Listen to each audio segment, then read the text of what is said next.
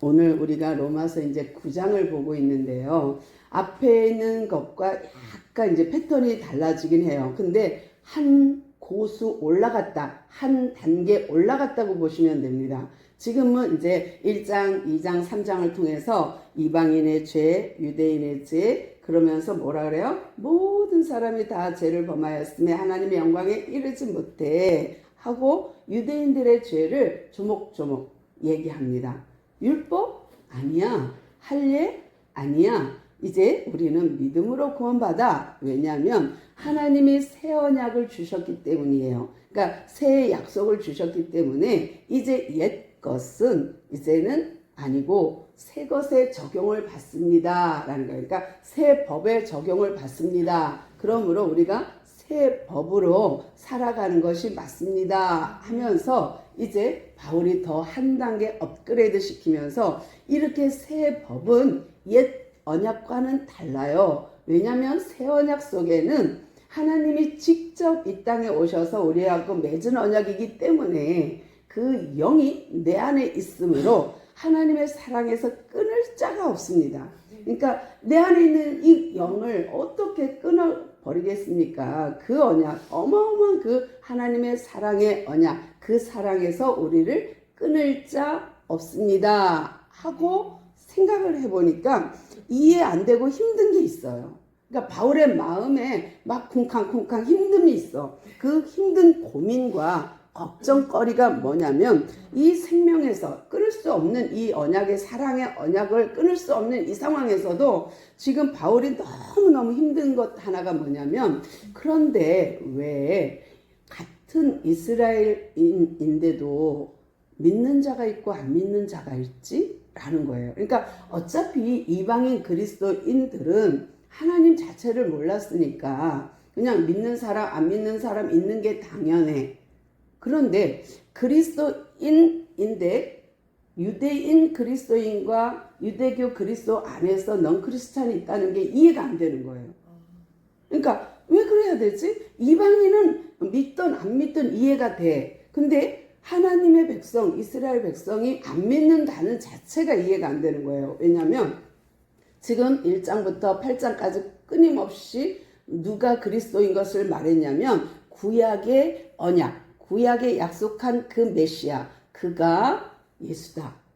그가 새 언약으로 오신 분이 예수다. 라는 거를 계속 구약을 갖다가 설명했어요. 그런데 이렇게 구약을 알고 있는 구약의 전통한 유대인 안에서 어떻게 예수를 모를 수가 있지? 구약에서 그렇게 많이 설명했는데 이걸 모를 수 있다는 게 말이 안 된다라는 거예요. 그러니까 지금 바울의 마음이 너무너무 심란해. 그래서 뭐라고 말하냐면 참 내가 참말로 진짜로 거짓말 안 하고 내가 의심 걱정 밀려온다. 어떻게 유대인인데 어떻게 히브리인인데 어떻게 이스라엘인데 어떻게 안 믿을 수 있지? 그 많은 성경이 계속 예수를 가리키고 있는데 그 많은 선지자들이 다 예수를 말하고 있는데 어떻게 예수를 안 믿을 수 있어? 라는 것이 바울의 고민이었어요. 뿐만 아니라 그 고민 안에 또 어떤 게 있냐면 나의 형제, 나의 골육 친척들, 나의 가장 가까운 가족들조차도 나를 미친놈으로 보는 거예요. 왜? 너무 전통을 알고 있는 바울이었거든요. 히브리인 중에 히브리인이요, 유대인이요, 가말리엘의 문화생이에요. 그러니까 최고의 학부, 최고의 교육을 받은, 유대 교육을 받은 정말 히브리인 중에 히브리인이 내가 전향한 거예요. 옮겼어요. 어디로? 그리스도인이 됐어요. 그러니까 유대교 그리스도인으로 옮긴 거에 대해서 친척들도 야야야야 정신 차려 이렇게 된 거예요. 그러니까 바울 입장에서는 자기는 구약을 근거해서 하나님의 은혜를 받아서 예수를 믿게 됐어요. 그러면 예수를 믿는 이 믿음으로 자기는 이신칭의로 믿음으로 구원을 이루었어요. 근데 유대교는 율법을 다 지켜서 의인이 되지만 새 언약은 믿음으로 의인이 된다는 사실을 깨닫고 이렇게 따르기로 한 거예요. 그런데 친척과 가족들은 아니야, 무슨 소리야, 율법을 지켜야지, 율법을 지켜야 의인이 되지 라고 말을 하는 거예요. 그러니 속이 뒤집어지는 거예요. 그러면서 뭐라 그러냐면 나는 내 양심상 예수를 안 믿을 수가 없어. 내 안에서 불리듯 일어나는 이 마음을 주체할 수가 없어. 그래서 나는 양심에 따라, 믿음에 따라 나는 예수를 믿어. 그런데 3절 보니까요, 나의 친척들을 위하여 내 자신이 저주를 받아 그리스도에게서 끊어질지라도 원하는 게 있어. 원하는 바가 뭐예요? 그들도 예수 믿고 구원받기를 원하는 거예요. 그러니까 바울의 지금 마음에 무슨 마음이 있냐면, 내가 하나님의 사랑에 끊어져서 지옥 떨어지는 한이 있어도 내 가족과 친척과 형제가 예수 믿고 구원받기를 원하는 거예요. 그만큼 간절한 거예요. 이게 바울의 마음이에요. 그게 하나님이 주신 마음인 거예요. 내 스스로 나온 마음이 아니라는 거죠. 이와 비슷한 내용이 어디 있어요? 시내산에서 모세가 40일 동안 올라갔다가 40일 만에 내려와 보니 세상에 그들이 금송아지 만들어서 막 칭칭나니 하고 있는 거예요. 그러니까 거기서 중보기도 합니다. 모세가 뭐라고? 내가 하나님의 생명책에 지워지는 한이 있어도, 내 생명록에 내 이름이 지워지는 한이 있어도 저들을 하나님 용서해 주세요 하는 것이 모세의 마음이에요. 근데 그 마음 그대로 바울이 마음을 갖고 있는 거예요. 정말 바울의 마음속에 뭐가 있어요? 내가 그리스도의 사랑에서 끊어진다 할지라도 내 형제와 친척들이 예수 믿기를 원해요 라는 거예요. 이 마음이 바울 마음 깊숙하게 자리 잡고 있는 거예요. 그러면서 또 아이러니하고 이상한 게 있는 거예요. 4절 볼게요. 4절 보면 뭐라고 말하냐면, 그들은 이스라엘 사람이 아닙니까? 성경을 달달달 외우는 사람들이 아닙니까? 이스라엘 사람들 아닙니까? 또 그들에게는 양자됨과 저 하나님의 백성이라는, 하나님의 자녀라는 것이 있고, 또 하나님의 영광도 있습니다. 그들이 시내산에서 하나님의 영광을 받고 솔로몬의 그 성전에서 영광을 받고 그 많은 영광을 경험한 사람들 아닙니까? 또 그들에게는 언약이 있지 않습니까? 그들에게는 율법이 있지 않습니까? 그들에게는 약속이 있지 않습니까? 그들에게는 예배가 있지 않습니까? 그런데 어떻게 안 믿을 수가 있을까요? 라는 거예요. 그러니까 지금 바울의 마음속에 엄청난 갈등이 있는 거야. 세상에 어떻게 성경을 아는데, 어떻게 약속이 있는데, 어떻게 율법을 가진 그 유대인이, 히브리인이 그 율법에서, 성경에서 그토록 말한 그분이 예수인데 그 말한 그 예수를 안 믿을 수가 있지? 이상해. 이해가 안 돼. 라는 거예요. 그러면서 내가 그리스도의 사랑에서 끊어질지라도 저들이 예수 믿었으면 좋겠어. 또 하나 뭐예요? 더 큰 게 뭐예요? 더 큰 게 조상들도 그들의 것이요. 정말 아브라함도 자기네 하나님, 자기네 조상, 하나님도 나의 하나님, 다 자기 거잖아. 엘리야도, 엘리사도, 다윗도 다 우리들의 조상이야, 우리 것이야, 다른 민족 거가 아니야 라는 거고요. 또 육신으로 본다면 그 혈통에서 아브라함과 다윗의 자손 예수 그리스도의 세계라 하면서 아브라함과 다윗의 자손으로 누가 왔냐면 예수가 온 거야. 그러니까 이 예수님이 딴 나라, 얼굴이 까무잡잡한 흑인에서 온 것도 아니고 백인에서도 온 게 아니고 셈족에서 왔는데, 히브리인 중에 히브리인이 왔는데 어떻게 이 근거를, 아주 다 명백한 근거를 갖고 있는 이 예수를 안 믿을 수 있지? 어떻게 그 언약을 잡고 있는데, 그 성경을 가지고 있는데 안 믿을 수 있지? 이게 너무 놀라운 거예요. 그러니까 지금 바울의 마음에 어마어마한 갈등이, 혼잡함이 있습니다. 그러면서 바울이 깨달은 바가 있어요. 아하, 이거는 하나님의 문제가 아니야. 하나님의 말씀의 문제가 아니야. 이건 율법의 문제가 아니야. 이거는 하나님의 약속의 문제가 아니야. 라고 깨달은 게 뭐냐면 이스라엘인이라고 해서 이스라엘 백성이라고 해서 다 이스라엘인이 아니라는 걸 알았어요. 와, 유대인인데 다 같은 유대인이 아니라는 걸 알았어요. 교회는 다니는 성도인데 다 같은 성도가 아니라는 걸 알았어요.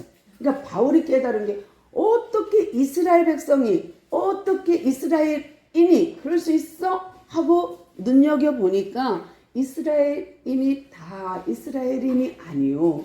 유대인이 다 유대인이 아니란 것을 깨닫게 되었고 그 근거가 뭐냐면 아브라함과 그 아내 사라의 이야기예요. 근데 그 아브라함과 사라의 이야기에서 7절, 8절을 보면요. 이렇게 깨달았어요. 바울이 어떻게 깨달았냐면 아브라함이 갈대안 우르에서 나와서 내가 너로 큰 민족을 이루겠다, 자녀를 주겠다 한 언약을 잡고 왔는데 그 언약을 기다리지 못하고 아기를 낳았어. 하갈을 통해서. 그 아들 이름이 이스마엘이에요. 또 이제 약속이 돼서 내년 이맘때 명년에 내게 아들이 있으리라 한 언약을 잡고 아기를 낳는데 그 아기가 이삭이에요. 그러면 이스마엘도 육적으로 보면 장자예요. 아브라함에게 있어서는 장자예요. 먼저 난 자예요. 그런데 아브라함에게 있어서는 육적인 그 이스마엘도 자식인데 하나님께서는 왜 이삭을 내 씨라고 하고 왜 이삭과 약속을 맺었지? 그 씨로 이삭의 씨로 뭐를 언약을 계승하겠다 말했지? 왜 이스마엘은 아니고 이삭이야 되지? 또 그들을 통해서 많은 아이들을 낳지만 상관도 없어. 그러니까 지금 바울이 깨달은 게 뭐예요? 이스마엘과 이삭이 있는데 하나님께서 선택한 것은 이삭이네? 라는 걸 알았어요. 두 번째, 그의 아들 이삭도 마찬가지로 아기를 가졌어요. 임신을 했어요. 근데 태중에 쌍태가 있는 거예요. 쌍둥이가 있는 거예요. 쌍둥이가 뱃속에서 한꺼번에 막 울퉁불퉁 하니까 리브가가 기도하고 이삭이 기도하니까 하나님이 알려줬어요. 뭐라고? 두 민족이 내 태중에 있구나. 큰 자가 작은 자를 섬기겠다 하는 언약을 줬어요. 근데 놀랍게도 이들은 잘못한 게 없잖아요. 태중에서 뭘 잘못했길래 에서가 팽당해야 돼? 왜 태중에 있는 상태에서 왜 에서는 미워하고 야곱은 사랑해야 돼?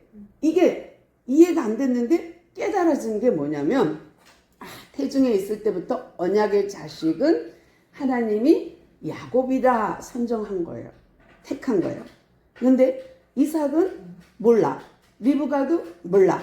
태중에 아기가 있어. 근데 하나님이 이미 태중에서부터 정하셨어.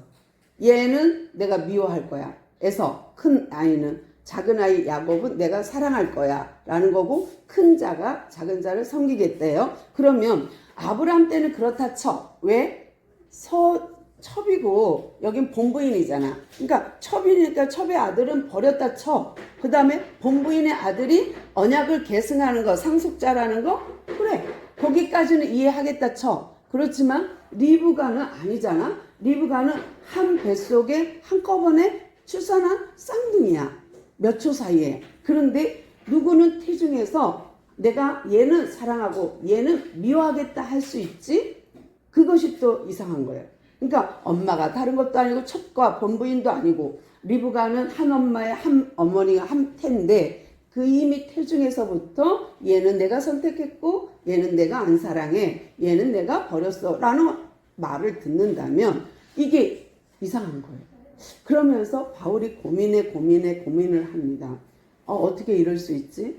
하나님이 그러면 택한 백성이 있고 택하지 않은 백성이 있다면 이런 생각이 안 들까요? 그러면 택하지 않은 사람은 아무리 전도해도 전도가 안 되겠네? 그러면 택한 백성은 뭘 해도 택한 백성이니까 그냥 가만 놔둬도 다 교회 오겠네? 라고 한다면 우리는 운명론에 빠집니다. 구원론에 빠집니다. 그러니까 뭐 어차피 대통령 될 건데 뭐 어차피 나 대학 갈 건데 뭐 어차피 나는 신자 될 건데 뭐 어차피 나는 성도가 될 건데 뭐 그런다면 우리는 전도할 이유가 없어요. 어차피 우리는 천국 갈 건데 뭐 예배를 왜 드려? 아무것도 할 필요 없어요. 그러면 이게 맞는 게 아니에요. 근데 바울이 깨달은 건 뭐냐면, 아하, 하나님이 태중에부터 선택한 백성이 있고 택하지 않은 백성이 있다는 것과 또 하나는 뭐냐면 그 행위, 그가 응앙하고 태어나서 선한 행동을 많이 해서 선택한 것이 아니라는 걸 알았어요. 구원은 전적으로 하나님의 주권이라는 걸 알았어요. 아하, 얘네들이 태중에서 아무 짓도 안 했잖아. 태중에서 아무것도 안 했잖아. 그랬는데 누구는 선택받고 누구는 유기당한 거에 대해서 알게 됐어요. 이거는 우리의 권한이 아니다. 하나님의 고유 영역에 있구나. 하나님이 내 집에 들어올 자, 내 집에 들어오지 않을 자를 선택하는 것은 하나님의 전적인 주권이라는 걸 알게 됐어요. 그러니까 그가 서자라서 안 되고 본분 자식이라 되고 이것도 아니고 행위로 된다는 것도 아니고 이거는 구원은 전적인 하나님의 은혜라는 걸 알았어요. 그 다음에 두 번째 또 성경의 근거가 뭐냐면 바로와 모세입니다. 모세는 어떻게 해요? 도망자, 살인자로 도망갔다가 호렙산에서 하나님을 만났어요. 불꽃 가운데 하나님을 만났어요. 그리고 그 하나님의 명령을 들었어요. 내 백성을 구출해라. 출애굽시켜라. 싫어요. 안 가요. 하라니까 나 입이 둔해요. 말 못해요. 내가 형 아론을 붙여준다니까 아이고 보낼 만한 사람 보내세요. 난 안 한다니까요. 했어요. 이게 모세의 모습이에요. 근데 바로는 어떻게 해요? 내 백성 내놔라. 하나님이 누구 간대? 여호와가 누구 간대? 나는 여호와 몰라. 그러면서 안 내보내요. 첫 번째, 두 번째 해서 10가지 재앙을 내릴 때마다 그 마음이 강팍해서 안 내보내요. 고집부리고 안 내보내요. 그런데 뒤로 갈수록 바로가 강팍하여 그들을 내보냈단 말이 아니라 하나님이 바로의 마음을 강팍해 하사 안 내보냈다고 돼 있어요. 근데 이게 좀 묘하지요? 아니 바로가 고집부려서 안 내보내는 건 이해해. 그런데 모세도 고집부렸잖아? 근데 왜 써? 그런데 바로도 고집부렸잖아? 근데 왜 팽당해? 누구는 선택하고 누구는 유기하고 이게 말이 안 되는 거 아니야? 라는 것 속에서 하나님이 안 것은 그러니까 바울이 깨달은 것은 뭐냐면 전적인 하나님의 주권이에요. 그러니까 우리가 알 수 있는 부분도 있고 우리가 모르는 부분도 있는데 굳이 우리가 인간인 피조물인 우리가 하나님의 마음을 성경에서 말하지 않는데 내가 굳이 그거 다 이렇다라고 정의할 수 없다는 거예요.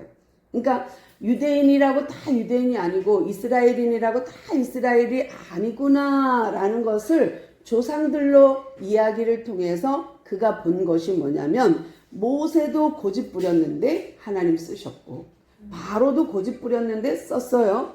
또 이스마엘과 이삭 중에서도 하나님이 이스마엘을 버리고 이삭을 썼어요.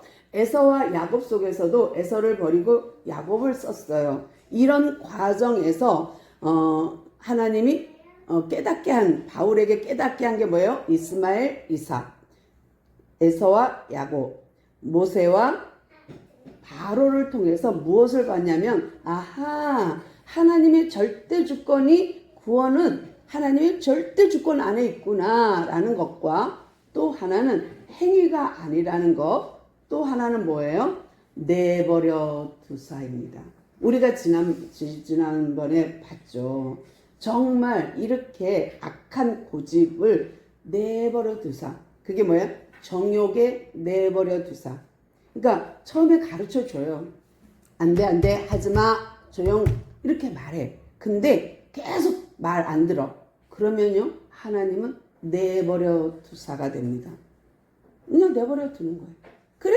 네가 고집 부려? 그래, 그러면 해봐. 하고 놔두는 거예요. 그러니까 정말 바로가 고집 피운 그 내용 안에서 보면 처음엔 바로의 성격을 써먹었어요, 하나님이. 그런데 그래도 막 술사들이 우리가 다 망하게 되었나이다. 이제 그들을 내보내소서. 그러니까 조금 풀어주는 듯 했다가 또 완강해지고 그래 요만큼만 가. 풀어줬다가 또 완강해지고 또 그래 남자만 갔다 와. 이러면서 그 고집을 자꾸 부리니까 조금 풀어주는 것 같아. 고집을 안 부리는 것 같아. 그러면 또 돌아쓰는 바로를 보고 하나님이요 내버려 두기 시작했어요. 그러니까 정욕의 지 욕심대로 사는 것에 고집을 계속하면 내버려 두시는 하나님. 그러니까 선택과 유기 속에 하나님이 잘못이냐? 아니요. 율법이 잘못이냐? 아니요. 언약이 잘못이냐? 아니요. 하나님께는 문제가 전혀 없어. 이건 하나님의 전적인 주권이야. 그런데 인간이 고집 아직 부리면서 인간에게 뭐가 있어요? 죄가 있어. 인간에게 뭐가 있어? 고집이 있어. 내버려 두신 거예요. 그러니까 하나님의 전적인 은혜가 덮어졌음에도 불구하고 고집을 계속 부려서 내 뜻대로, 내 생각대로, 내 마음대로 내 뜻을 추구한다면 하나님은 그 선, 경계를 넘어가는 순간, 그가 하나님의 선에서 경계를 넘어가는 순간 내버려 두십니다.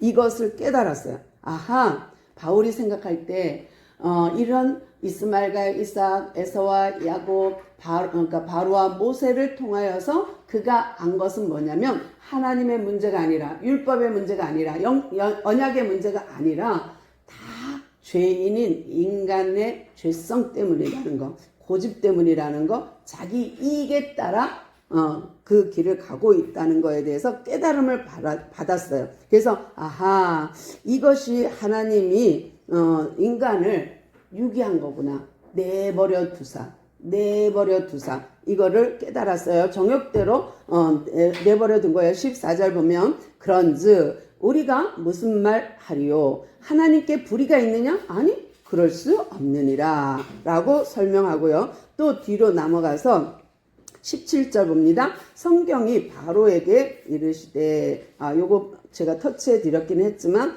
내가 이 일을 위하여 너를 세워, 요거는 제가 다 설명해 드린 거예요. 그 다음에 18절, 그런즉, 이렇게 모세와 바로 이야기를 하고 나서 그런즉, 하나님께서 하고자 하시는 자를, 또 뒤에 가면 긍휼히 여기시고 또 하고자 하시는 자를 완악하게 하시는구나 깨달았어요.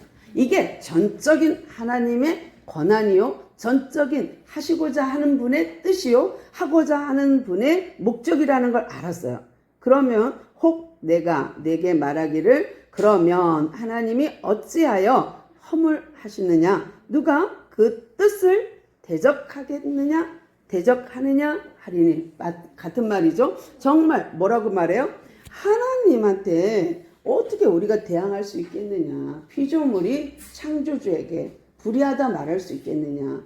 그분 마음, 그분의 뜻, 그분의 계획, 그분의 목적, 그분의 주권인데 어떻게 우리가 그것을 안 돼요 하고 당신은 허물이 많아요 라고 하나님께 대항할 수 있겠습니까? 그럴 수 없습니다 라는 거예요. 혹 내가 내게 말하기를 그러면 하나님이 어찌하여 허물하시느냐, 허물이 있느냐, 누가 그 뜻을 대적할 수 있겠습니까? 그럴 수 없습니다. 이 사람아, 얼마나 마음이 안타까운지, 이 사람들아, 이 사람아, 내가 누구이기에 감히 하나님께 반문하느냐. 지음을 받은 물건이 지은 자에게 어찌 나를 이같이 만들었느냐 말할 수 있겠는가 라는 거예요. 그러니까 우리가 하나님 앞에서 사는 것이요, 하나님이 이미 택정하신, 예정하신 그러니까 섭리 가운데 살아가는 건 맞습니다.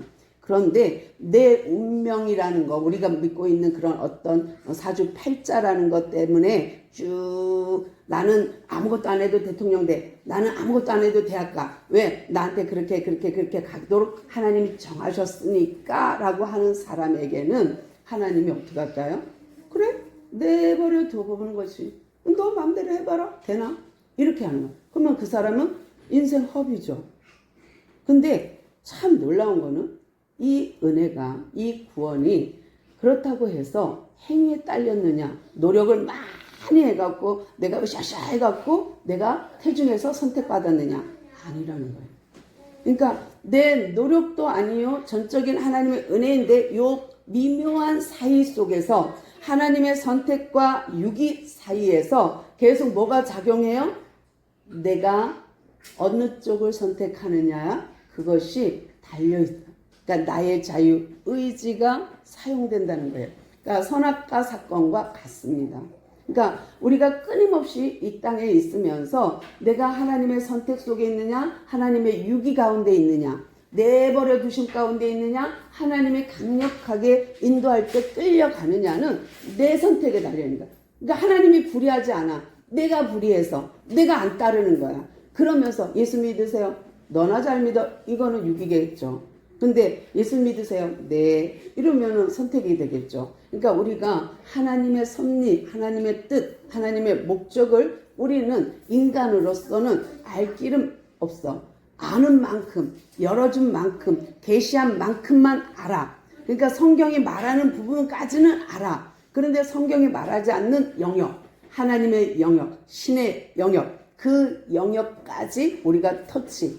아니 왜 하나님 불의합니까? 왜 에서가 안 됩니까? 뭐 때문에 안 됩니까? 왜 바로가 안 됩니까? 왜 이스마엘이 안 됩니까? 하고 따질 수 없는 것은 그분이 창조주요 나를 만든 이기 때문에. 그러니까 내가 그분을 인정할 때 어느 부분은 내가 이해 안 돼도 그걸 받아들이는 거예요.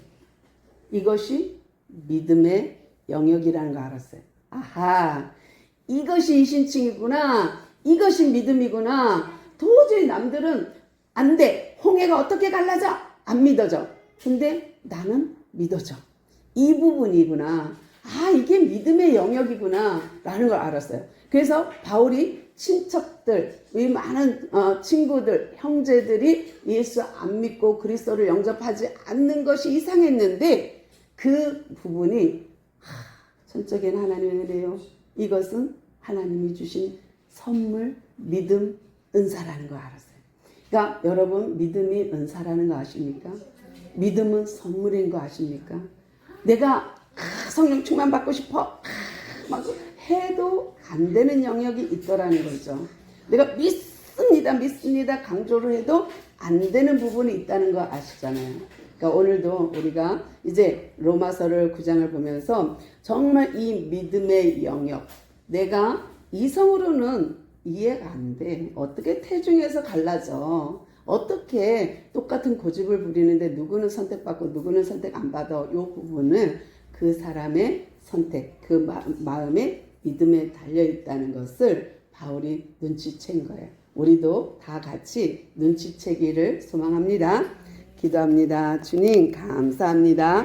오늘도 우리에게 참으로 믿음으로 구원받는다는 사실을 알게 해주셔서 감사합니다. 오늘도 이 말씀이 우리 신비에 새겨지게 하시고 우리가 사는 날 동안 이 믿음의 영역, 보이지 않는 믿음의 영역, 신의 영역을 늘 감지하면서 믿음 안에서 살게 하옵소서. 주시는 말씀에 의지하여 날마다 승리케 하옵소서. 함께 하시니 감사하며 예수님의 이름으로 간절히 기도드리옵나이다. 아멘.